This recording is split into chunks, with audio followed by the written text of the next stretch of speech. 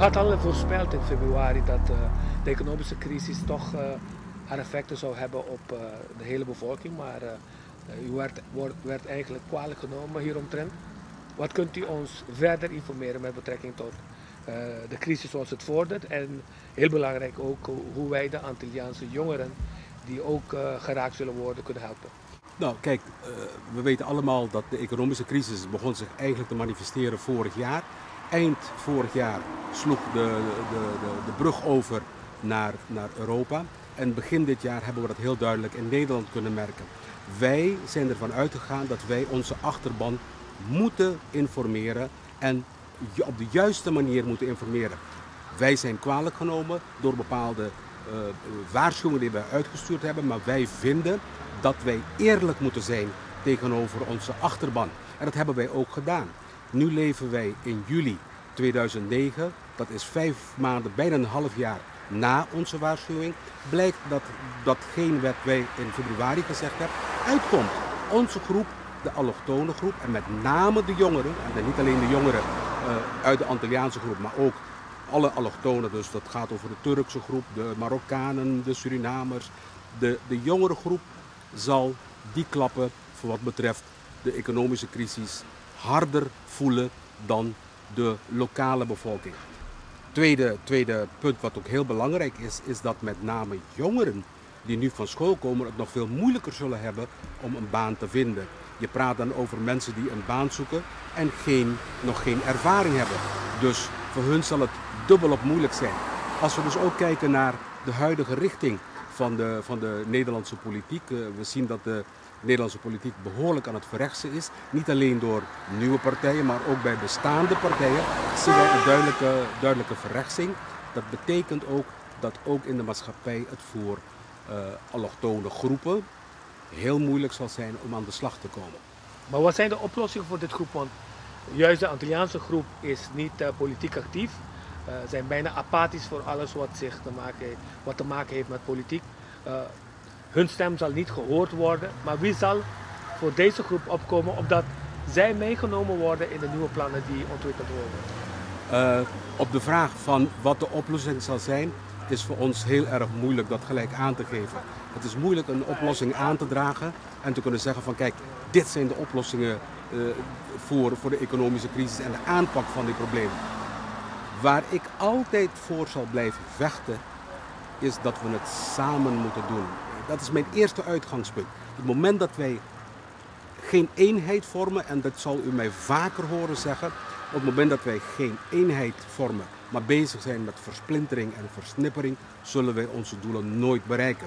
Dus in eerste instantie zou ik zeggen, laten we samenkomen, alle organisaties samen. Dat is stap 1. Stap 2 is van laten wij deskundigheid gaan zoeken. En die deskundigheid kunnen wij zoeken uit onze eigen gemeenschap. En dan kunnen wij bijdragen tot op zijn minst een versoepeling van de verslechtering. Laat me dat zo uitdrukken. U bent economist. De kansen op de Antillen die worden ook niet beter. Dus deze groep kan zowel niet in Nederland aan de bak, maar kunnen ook niet terugkeren. We moeten niet vergeten dat de Nederlandse Antillen en straks de BES en de CAS, dus Bonaire, Eustatius, Saba, Curaçao, Aruba en Sint Maarten, zijn importeconomieën. Dus die worden nog veel harder getroffen.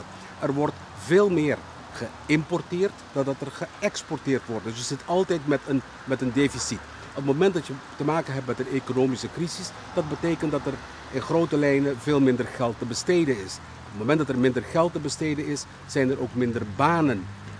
Het zal nog slechter worden. Wij vinden, wij moeten onze mensen waarschuwen, en dat geldt ook op Curaçao en de andere eilanden.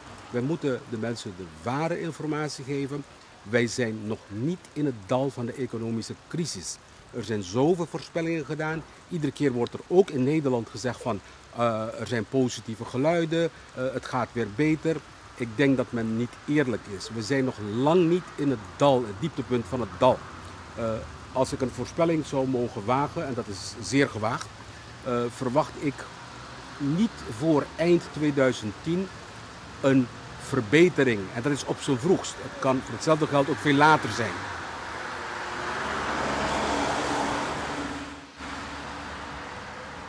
U ga de nieuwe minister, gevolmachtigde minister van de Nederlandse Antillen bezoeken. Natuurlijk is het zo dat het Antillenhuis een specifieke taak heeft met betrekking tot de officiële doelstelling, het ondersteunen van alle werkzaamheden van de gevolmachtigde minister die namens de regering op de Nederlandse Antillen hier zaken behartigt. Maar wat denkt u dat in deze zeer belangrijke momenten van de geschiedenis de rol van het Antillenhuis moet zijn, met betrekking vooral tot communicatie? Kijk, ik kom weer wat ik net eerder in het interview ook al gezegd heb. Ik begin in eerste instantie met eenheidsvorming. Dus wij moeten het samen gaan doen. Samen met het Antillenhuis kunnen wij gaan werken aan oplossingen. Wat wij de nieuwe minister, de heer Marcel van der Planck, zullen aanbieden, is onze kennis en we willen samen zoeken naar oplossingen. En ik denk dat daar de MAAP een behoorlijke bijdrage zou kunnen leveren, omdat wij hele goede contacten hebben met onze achterban en wij weten ook waar het knelt. De meeste Antillianen, als we kijken naar de Antilliaanse gemeenschap in Nederland, boven de 95% doet het heel erg goed. Het gaat om een kleine groep die problemen heeft. En dan praat ik over problemen met tienermoeders, vroegtijdig schoolverlaters, jonge criminelen, hangjongeren. We weten waar het knelt. En die groep is vaak heel moeilijk te bereiken. Wij kunnen met onze achterban die groep wel bereiken. Dus wij kunnen ook goed rapporteren naar de instanties wat zich afspeelt. En dat wil ik vandaag met de nieuwe gevolmachtigde minister bespreken. Wij zullen hem aanbieden, zoals we dat in het verleden ook hebben gedaan bij andere gevolmachtigde ministers. Wij zullen altijd blijven aanbieden, onze steun blijven bieden en proberen samen tot een oplossing te komen. Denkt u ook dat het heel belangrijk is dat het Antillenhuis een communicatieve rol gaat moeten spelen met betrekking tot het voorlichten van de mensen, met betrekking tot de ontwikkelingen die zich nu met de veranderingen van de regeringen en veranderingen van de bestuurlijke structuur hier in Nederland moet doen? Zonder meer. Het is een verplichting als vertegenwoordiging van jouw regering op de Antillen in Nederland, dat jij jouw mensen moet informeren. Er moet een constante stroom van informatie zijn van het Antillenhuis naar de Antilliaanse gemeenschap. Wel moet ik zeggen dat met name bij de probleemgroep waar het zich afspeelt, dat die groep moeilijk te bereiken is. Het zijn niet de mensen die 2 keer per dag achter de computer zitten om informatie in te winnen. Het is niet de groep die de gebruikelijke bladen en de nieuwsbrieven zullen lezen. Dus er zullen andere vormen bedacht moeten worden waardoor wij die mensen wel zouden kunnen bereiken. Dus tot slot, ik denk dat zonder meer is de taak doorgaan met de informatie, misschien uitbreiden van de huidige vorm van informatie.